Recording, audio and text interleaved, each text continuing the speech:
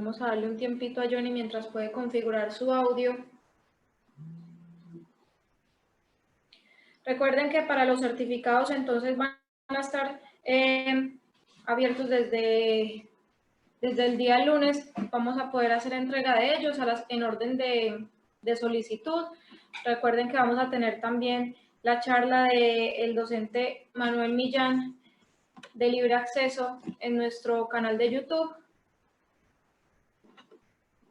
Saludo por aquí a la Universidad de Cundinamarca. Nos saludan también desde México.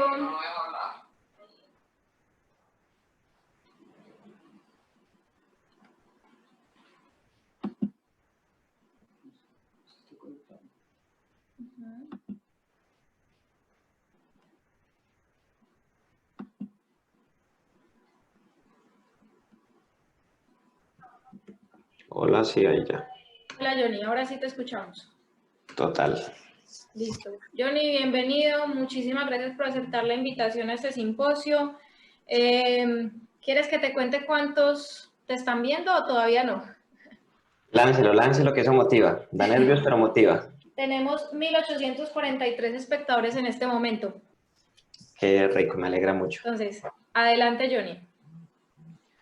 Bueno, mi nombre es Johnny Díaz, soy estudiante en este momento de entrenamiento deportivo en la Universidad de Antioquia y he pertenecido al grupo o al semillero de estudio en ciencias de la actividad física para la salud principalmente. Mi área de estudio es el entrenamiento de fuerza y las adaptaciones que se tienen de este para la salud o el alto rendimiento deportivo.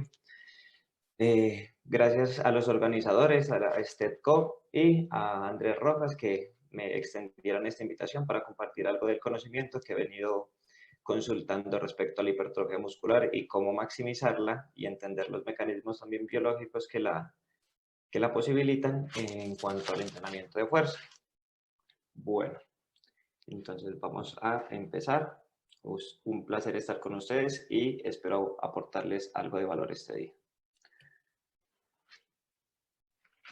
Bueno, lo primero que debemos saber es cuánto nos heredan nuestros padres, ¿cierto?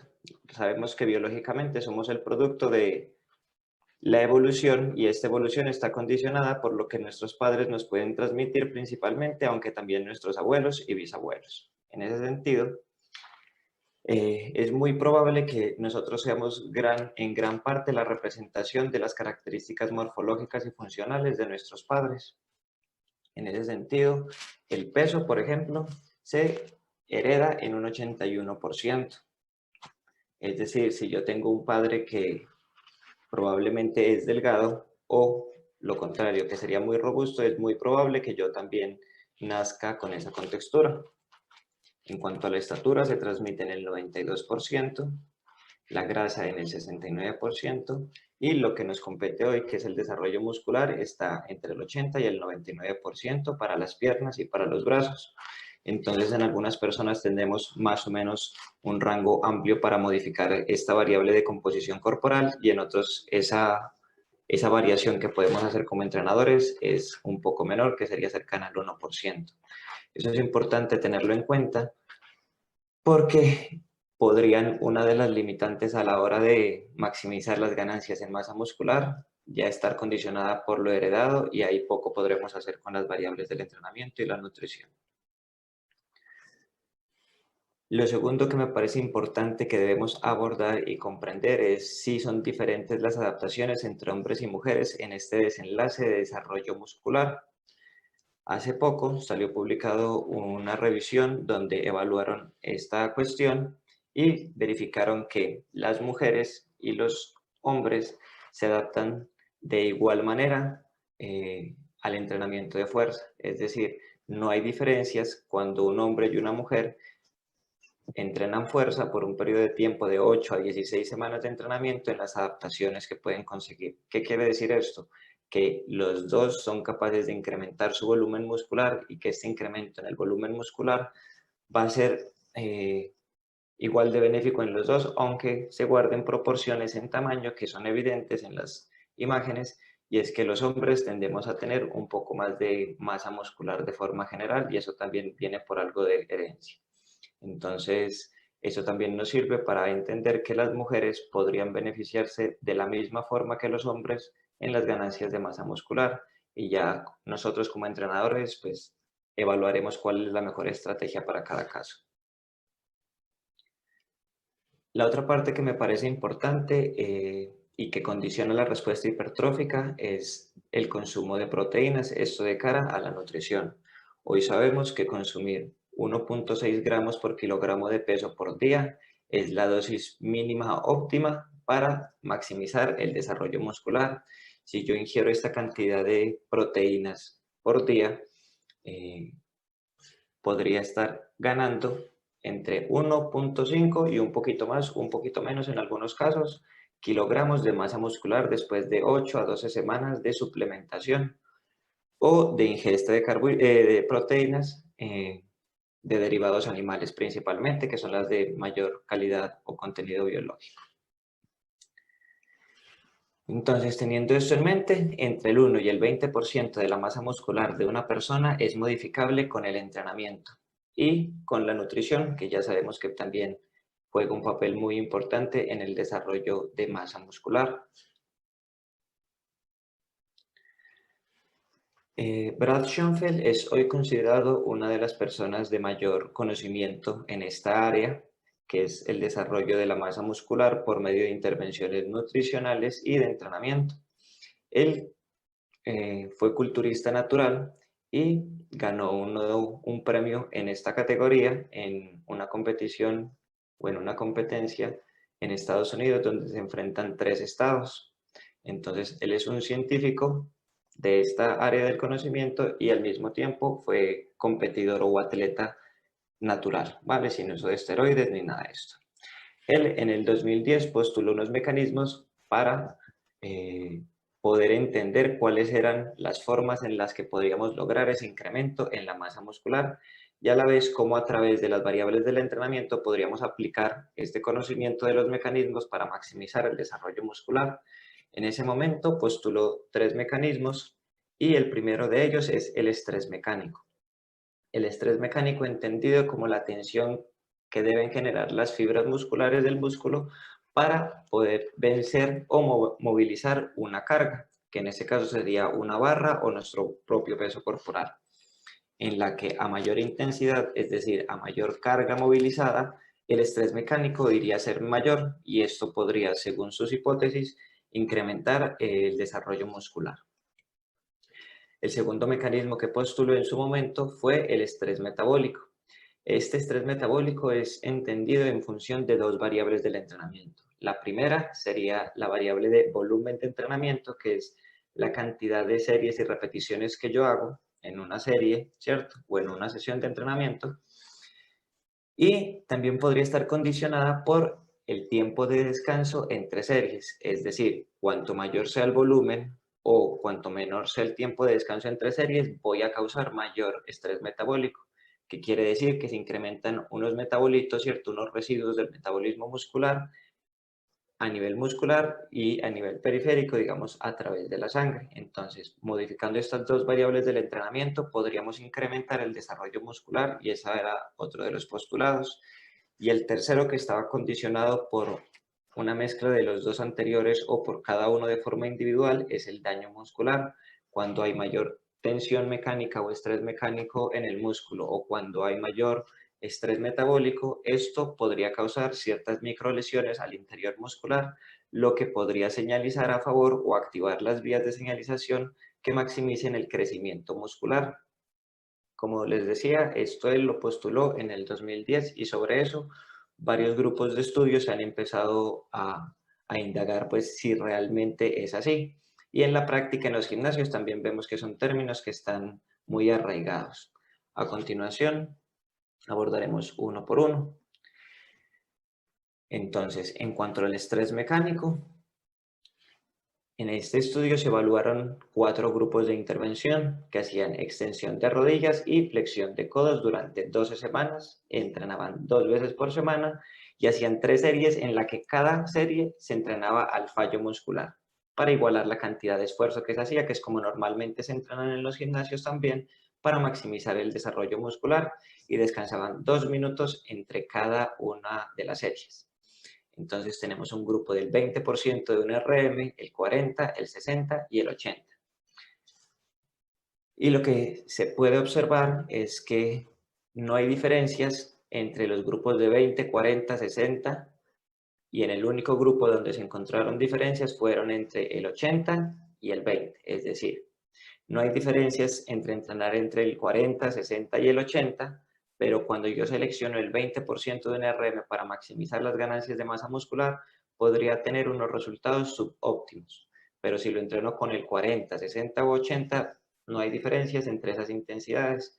Entonces, con esta evidencia podemos confirmar que realmente el estrés mecánico, es decir, la intensidad del entrenamiento, parece ser una variable que no condiciona la respuesta hipertrófica, porque puedo entrenar con cargas entre el 40 y el 80, que ya sabremos los que habremos levantado en algún momento alguna carga en el gimnasio, que son diferentes, ¿cierto? Que la magnitud de la carga es bastante diferente y ello no condiciona el desarrollo muscular.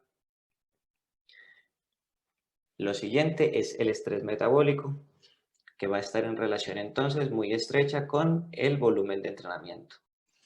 En esta ocasión se compararon las respuestas en 3 grupos. Uno que entrenaba 3 series con el 30% de un RM, otro que entrenaba con el 80% de un RM pero solamente hacía una serie, y un tercer grupo que entrenaba con el 80% de un RM y hacía 3 series.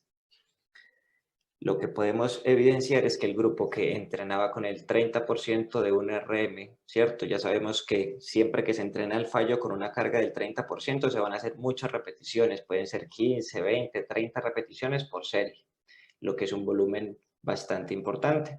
Y las ganancias estuvieron alrededor del 7% en el volumen muscular del cuádriceps, que fue el músculo evaluado.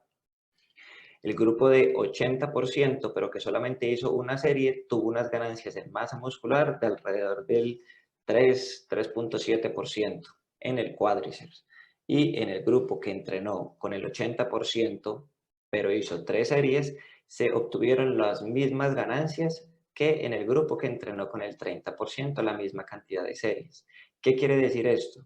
Que indiferente del volumen, porque el grupo que entrenó con el 30% hacía muchas más repeticiones que el grupo que entrenó con el 80%, que indiferente del volumen de entrenamiento, es decir, del estrés metabólico que pueda haber dentro de cada una de estas modalidades o formas de entrenar, el resultado en el volumen muscular va a ser similar y por ende parece que el estrés metabólico no es muy relevante en las ganancias de masa muscular. Y entonces podemos entrenar, como el estudio anterior también lo ratificaba, con cargas entre el 30 y el 80. Y con cualquiera de esas cargas podremos maximizar el desarrollo muscular. Entonces, el volumen en repeticiones no condiciona las respuestas hipertróficas, pero como vemos, el volumen medido por las series de entrenamiento sí, porque cuando los dos grupos hicieron 3 series, tuvieron mayores ganancias de masa muscular que el grupo que solamente hizo una serie. Lo siguiente a evaluar entonces es el daño muscular. Ya sabemos que las dos variables que se postularon en el 2010 por este experto parecían no condicionar esta respuesta. Pero acá tenemos los datos del daño muscular. Este daño muscular se midió haciendo una biopsia muscular a los sujetos, es decir, sacando un pedacito de músculo del cuádriceps de estas personas y analizarlas, y las analizaban en el microscopio electrónico para saber a ciencia cierta qué pasaba dentro del músculo. El daño muscular fue medido por la deformación en los discos Z, que son unas estructuras musculares. Cuanto mayor deformación tiene el disco Z, se entendía que había mayor daño muscular. Y entonces tenemos 3 tiempos de medición. Uno, inmediatamente después de la primera sesión de entrenamiento. Otra medición a la tercera semana de haber iniciado el programa de entrenamiento. Y un tercer tiempo de medición, que es cuando finalizaron las 10 semanas de entrenamiento. Estas personas se entrenaban solamente 2 veces por semana y hacían 3 series entre 9 y 12 repeticiones, descansando 90 segundos entre cada una de estas series. Y lo que podemos observar aquí es que en T1, en el daño muscular, que es la gráfica que vemos a la izquierda, tenemos un daño muscular significativamente diferente a cuando el músculo no había empezado a entrenar. y es la columna que vemos en blanco. Y a la derecha tenemos la gráfica del área de sección transversal de la fibra muscular que la midieron, como ya les comenté. Y lo que vemos es que hay unas ganancias, ¿cierto?, de más o menos 4.500 micrómetros, pero no son significativamente diferentes y es normal porque solamente había pasado una sesión de entrenamiento.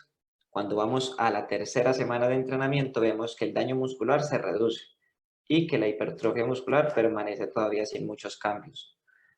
Y cuando vamos a evaluar a las 10 semanas, el daño muscular es mínimo, casi cero, y las ganancias en masa muscular son muy elevadas. Entonces, aquí podemos ver en estas dos gráficas que cuanto menor es el daño muscular, mayor son las ganancias de masa muscular. Y lo que encontraron los autores en este estudio fue que había una alta relación entre la disminución en el daño muscular y la maximización en el crecimiento o el desarrollo del volumen muscular, de la fibra muscular específicamente. Entonces ya con esto cerramos que las teorías que en el 2010 se hipotetizaron podrían ser los mecanismos, realmente no explican las ganancias de masa muscular. Y tenemos entonces que el daño muscular no se relaciona con la hipertrofia muscular medida de la mejor forma que hay para medirlo. Acá tenemos otra intervención que se llevó a cabo durante 16 semanas. Estas personas entrenaban 4 veces por semana y hacían entre 3 y 4 series de 6 a 12 repeticiones.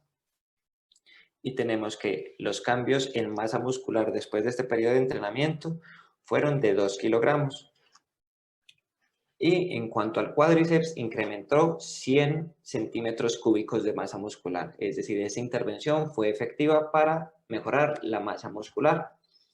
Sin embargo, se quería ver si la respuesta en la síntesis de proteínas musculares tenía alguna relación con estas ganancias de masa muscular y entonces lo que se hizo fue medir esta síntesis de proteína muscular también en este estudio.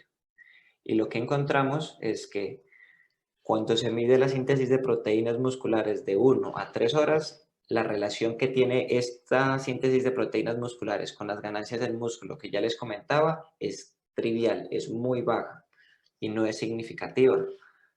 Cuando lo comparamos con la síntesis de proteínas de 3 a 6 horas, esta sigue siendo muy baja, la asociación entre una y la otra sigue siendo muy baja. Y cuando tenemos los resultados para de 1 a 6 horas, sigue siendo muy baja la asociación. ¿Qué quiere decir esto?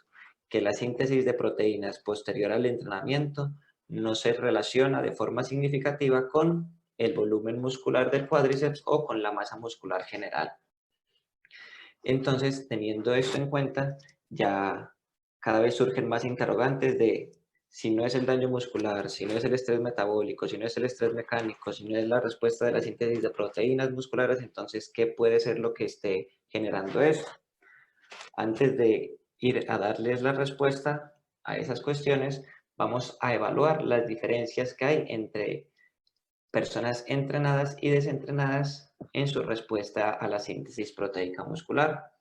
Tenemos entonces que las personas entrenadas podrían incrementar inmediatamente después del entrenamiento su síntesis de proteínas hasta en 150% respecto a sus niveles basales.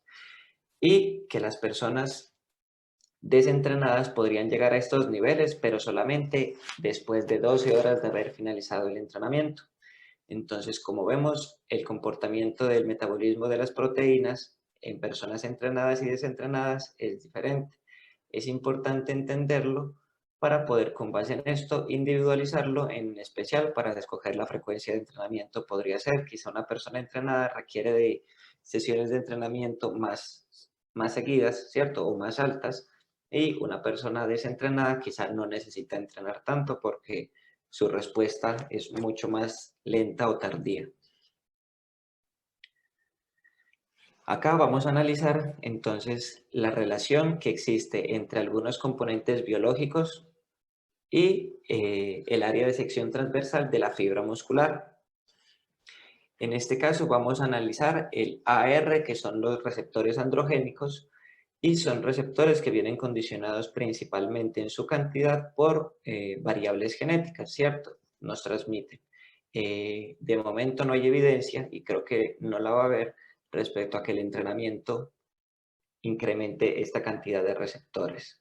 Pero el hecho de que tengamos mucha cantidad de estos receptores androgénicos en nuestros músculos se relaciona de forma moderada con el incremento en la masa muscular. Es decir, parece ser que cuanta mayor cantidad de receptores androgénicos tenemos más chances de maximizar esas ganancias en masa muscular. Hay una proteína que se llama P70. La fosforilación se refiere a la activación de esta proteína con el estímulo de entrenamiento. Y lo que podemos observar es que cuando esta proteína es activada, se asocia también de forma moderada con el desarrollo de masa muscular. Es decir, si con las variables del entrenamiento logramos hacer que esta proteína se active más, es muy probable que también incremente un poco más el desarrollo muscular. Y tenemos por último un factor proinflamatorio que se llama interleucina 6, y esta interleuquina lo que hace es, cuando es segregada por el tejido adiposo, es un factor proinflamatorio que tiene efectos deleterios en la salud muscular. Pero cuando es segregada por el músculo, tiene efectos benéficos porque tiene efectos antiinflamatorios dentro de los procesos inflamatorios del músculo. Entonces, también tenemos que cuanta mayor cantidad de interleuquina 6 es activada, hay mayor chance de que incrementemos la fibra muscular. Entonces, tenemos un factor hormonal, que son los receptores androgénicos, pero que no van a aumentar con el entrenamiento, sino que ya es con lo que venimos de nacimiento, la activación de una proteína que es la P70, que va a señalizar la biogénesis ribosomal, y tenemos un factor proinflamatorio que es la interleuquina 6.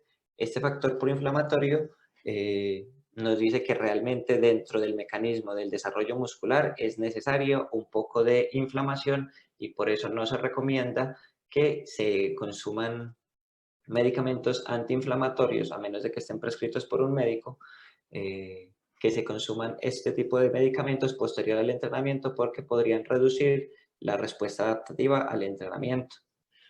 Y también desde hace poco desde hace relativamente pocos años, se viene estudiando el efecto que tiene la inmersión en agua fría sobre estas variables, y lo que se ha podido evidenciar es que esta agua fría, o sumergirnos en agua fría o en agua con hielo, lo que podría hacer es reducir la respuesta inflamatoria, y al reducir la respuesta inflamatoria podríamos entorpecer los procesos biológicos que generan el incremento de la masa muscular, reduciendo la respuesta. Entonces, ni agua fría después del entrenamiento, ni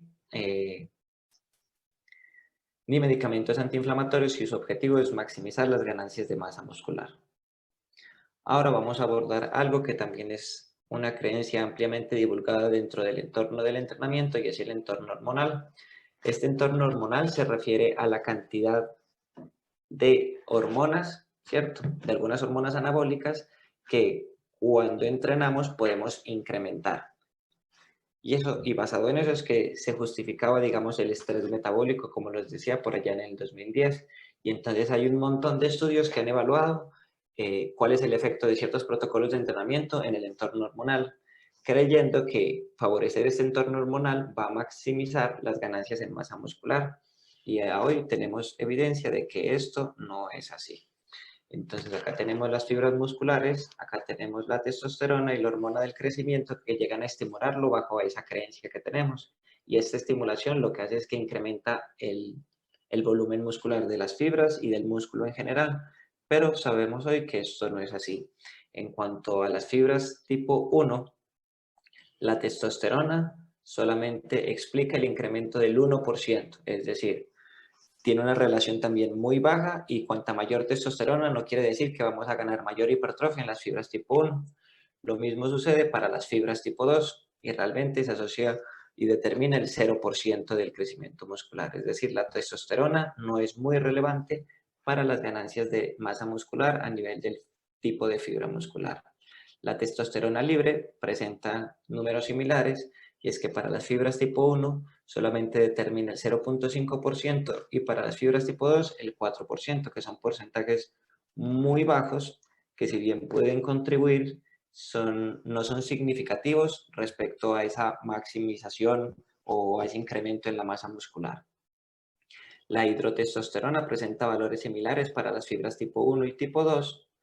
La hormona del crecimiento presenta el 8% de determinación de las ganancias en masa muscular para las fibras tipo 1 y solo el 4% para las fibras tipo 2, y el factor de crecimiento insulinogénico 1 presenta valores similares del 3 y el 0% respectivamente para las fibras tipo 1 y tipo 2.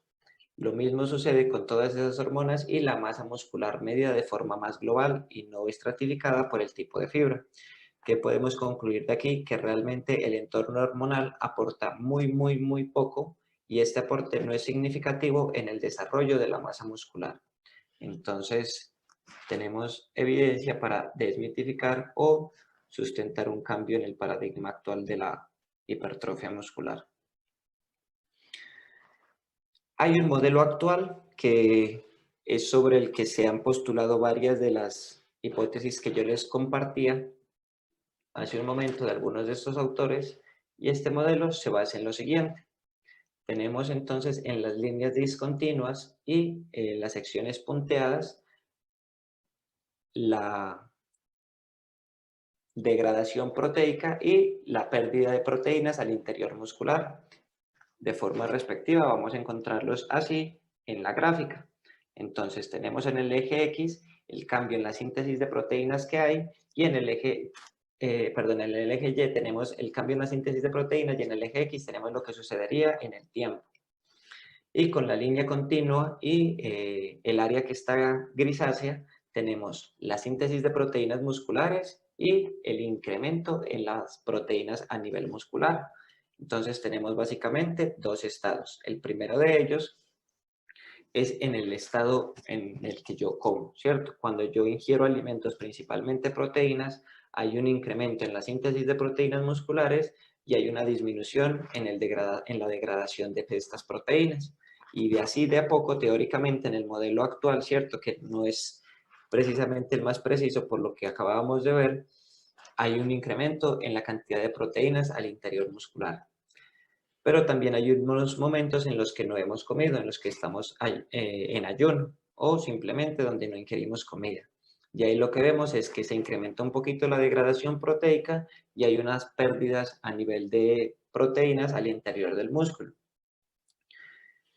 El estímulo es mucho más potente cuando hay un entrenamiento de fuerza y nutrición, ¿cierto? Principalmente la suplementación de proteínas. Y lo podemos ver en estas dos flechas que acaban de aparecer en pantalla, y es que cuando entreno e ingiero proteínas, la respuesta en la síntesis de proteínas musculares es mucho más elevada.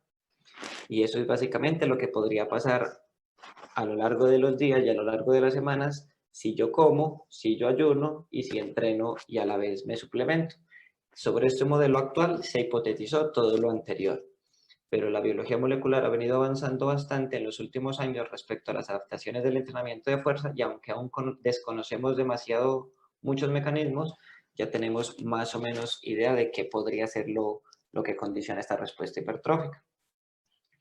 Entonces, tenemos un modelo nuevo. Este modelo nuevo se basa en el descubrimiento de unos mecanismos moleculares que podrían ser los que regulan el desarrollo muscular a largo plazo. Y tenemos la misma gráfica con las mismas variables de incremento y degradación de proteínas en el estado de alimentación, de ayuno, y qué sucede con el entrenamiento.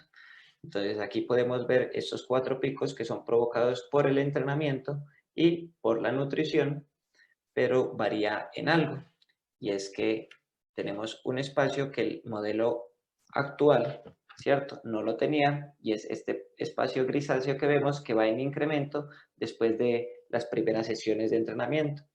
Y este espacio se refiere a la cantidad de síntesis de proteínas musculares que nosotros tenemos cuando no estamos entrenando, es decir, cuando estamos en el descanso. Ya sabemos que la estimulación por entrenamiento o por nutrición incrementan la síntesis de proteínas, pero en el modelo nuevo, ¿cierto? Lo que se postula es que esos estímulos a lo largo del tiempo lo que hacen es generar mayor biogénesis ribosomal, y esta biogénesis ribosomal tiene la capacidad de incrementar la síntesis de proteínas musculares en el periodo en el que no estamos ejercitándonos y en el periodo en el que no estábamos comiendo. y esto explica por qué las personas que tienen un volumen muscular significativamente grande podrían dejar de entrenar cierta cantidad de días y como su biología muscular ya se ha modificado en favor de mantener sintetizando proteínas, entonces podría incrementar el volumen muscular. Y entonces aquí vemos que realmente el entrenamiento de fuerza más la nutrición incrementan la síntesis de proteínas musculares en reposo y este parece ser el factor biológico determinante. Y aquí vemos en el área roja cómo esta área cada vez va en incremento. Entonces, lo que sucede aquí básicamente es que el entrenamiento activa, como les decía, esa proteína que se llama P70 y esta proteína lo que hace es decirle al núcleo celular del músculo esquelético que incremente la cantidad de ribosomas que hay en el interior. Los ribosomas son una organela celular que se encarga de sintetizar estas proteínas musculares. Al haber más fábricas de proteínas al interior de la célula muscular, esta es capaz de incrementar más ese contenido proteico. Y ese incremento en esas fábricas de proteínas es lo que hace que en el largo plazo podamos incrementar de forma significativa la masa muscular de hombres y mujeres. La aplicación práctica de este conocimiento biológico es lo que nos vamos a encontrar a continuación y se debe principalmente a estos mecanismos biológicos que les decía. Es decir, ya sabemos que ni la intensidad, ni el volumen de entrenamiento, ni la recuperación entre series parecen ser los factores que condicionan la biología y por eso quizá nos encontramos que en la aplicación práctica tenemos un amplio abanico de posibilidades para ejercer. Todas estas recomendaciones están basadas en revisiones sistemáticas, que es la forma más rigurosa de resumir la evidencia y con base en eso tomar decisiones de aplicación práctica. Cabe decir que la mayoría de estas revisiones, por los estudios originales que incluyen en ellas, son de baja calidad, aunque las revisiones en algunos casos están bien hechas, los estudios primarios son de muy baja calidad y eso hace que las recomendaciones que les voy a hacer tengan una fuerza débil. ¿Qué quiere decir esto? Que realmente la evidencia que vaya saliendo a partir de ahora y hacia adelante podría modificar esta recomendación. Sin embargo, en la actualidad esta es la mejor evidencia de la que disponemos. Y en cuanto a la hora del día, vale entrenar a cualquier hora. Podemos entrenar en la mañana, podemos entrenar en la tarde o finalizando la tarde, casi en la noche, sin que esto afecte las ganancias de masa muscular. En cuanto a la frecuencia de entrenamiento, de 1 a 6 días por semana son opciones totalmente válidas si el volumen de entrenamiento semanal es el mismo. Es decir, si yo programo un volumen de entrenamiento de 12 series por semana para cierto grupo muscular, da lo mismo en las ganancias de masa muscular a largo plazo si yo las 12 series las hago en un día o si yo las 12 series las hago en 6 días divididas entonces de a 2 series por cada día. Esto nos da más posibilidades para adaptarnos a las posibilidades y gustos que tenga cada una de las personas que quiera cumplir este objetivo. En cuanto a la periodización, es decir, la organización de las variables del entrenamiento en el largo plazo, podría ser lineal u ondulatoria. La lineal quiere decir que cuando el volumen incrementa, la intensidad reduce. Y la ondulatoria es en la que podemos jugar con eso. Podemos tener volúmenes altos, intensidades altas, volúmenes bajos, intensidades bajas, y así jugar. Y esta ondulación la podemos hacer a diario, semanal o mensualmente sin que esto altere o afecte de forma importante el desarrollo muscular. Entonces tenemos otra opción para adaptarnos a los gustos y posibilidades de las personas que buscan desarrollar la masa muscular, porque tenemos muchas opciones de distribución de esta carga de entrenamiento. En cuanto al tipo de activación muscular, se evaluaron dos tipos solamente, lo concéntrico y lo excéntrico, y se verificó que no habían diferencias realmente entre los dos. Es decir, puedo entrenar puramente concéntrico, es decir, empujar una carga, o puedo frenar esa carga y con cualquiera de las dos opciones voy a ganar la misma cantidad de masa muscular. En cuanto al tiempo bajo tensión, que es algo sobre lo que se ha hablado mucho también, la evidencia hoy nos sugiere que podemos hacer repeticiones muy rápidas o repeticiones muy lentas y cualquiera de las dos opciones va a aportarnos al desarrollo muscular. Es decir, podemos hacer una repetición que dure de 0.5 segundos, es decir, a la máxima velocidad posible en fase concéntrica y excéntrica, o la puedo hacer muy lenta, que es 4 segundos concéntrico, 4 segundos excéntrico. Y ninguna de las dos va a ser mejor que la otra. Las dos son opciones completamente válidas en función de los objetivos que tengamos con cada una de las personas que orientemos. En cuanto al volumen muscular, y esta es una revisión que tiene bastantes limitaciones en su interpretación, nos sugiere que sean 10 series mínimo o más, pero todavía no está muy claro cuántas más. Evidencia desde su publicación, que fue en el 2015-2016, nos viene apuntando que parece ser que hay una dosis respuesta, es decir, que a mayor cantidad de series, mayor respuesta hipertrófica, pero eso aún no está claro, por lo que no les puedo dar una recomendación mejor. En cuanto a la intensidad del entrenamiento, podemos entrenar con cargas menores al 60% y mayores al 60%. Por lo que veíamos al iniciar, ya sabemos que no hay diferencia, ¿cierto? Que parece ser que solamente no es muy benéfico entrenar con cargas del 20% de un RM, a menos de que utilicemos restricción de flujo sanguíneo, que sí podría incrementar la masa muscular con esas cargas, pero entrenar con entre el 30 y el 80-90% de un RM, siempre que lo hagamos con un esfuerzo casi máximo, va a desarrollar nuestra masa muscular de forma suficiente. En cuanto a la recuperación, tenemos que podemos recuperarnos menos de un minuto o más de un minuto. Eso en función de que del gusto, de la cantidad de estímulo que le queramos dar, ¿cierto? Ya sabemos que es un poco más exigente a nivel metabólico descansar menos y que quizá eso a lo largo de una sesión reduzca el tiempo de la sesión. O si hay una persona que le gusta tomarse su tiempo para descansar y demás, también lo podemos utilizar como una estrategia efectiva porque no va a repercutir ninguna de las dos opciones de forma negativa sobre el desarrollo muscular y las dos opciones son completamente válidas. El entrenamiento concurrente, que se refiere al entrenamiento de la resistencia cardiovascular y el entrenamiento de la masa muscular por medio del entrenamiento de fuerza, puede hacerse en cualquier orden. Puedo hacer fuerza primero y luego resistencia aeróbica, o primero resistencia aeróbica y luego fuerza.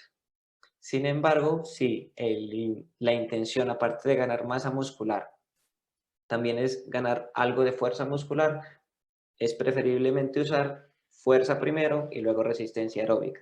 Pero como les decía, para las ganancias de masa muscular pueden utilizar cualquier orden, el que se adapte mejor a sus gustos y a sus posibilidades. Y en cuanto al orden de ejercicios, que es algo que también se ha venido desmitificando bastante, puedo utilizar ejercicios multiarticulares o monoarticulares, primero, en cualquier orden. Que me gusta hacer primero sentadillas y luego me gusta hacer extensión de rodilla, se puede hacer. Ah, pero que yo disfruto más de hacer extensión de rodilla y luego sentadillas, también se vale. Ya ahí hay una gama muy amplia de ejercicios en las que nos podemos mover. Entonces, como vemos hasta aquí, realmente tenemos muchas opciones para incrementar el volumen muscular. Hoy tenemos más o menos claridad sobre algunas de estas variables, pero lo que más importa hoy en día por el nivel de inactividad física que presenta la población mundial es incentivarlos a moverse. Y las recomendaciones generales es de entrenar de 2 a 3 veces por semana para ganar masa muscular y fuerza. Entonces, toda esta aplicación práctica es para que nos demos cuenta que no debemos colocar barreras en las personas para que éstas practiquen actividad física o practiquen el entrenamiento de fuerza. Entonces, espero haberles aportado con esto un poco. Hasta que llega la presentación, muchas gracias.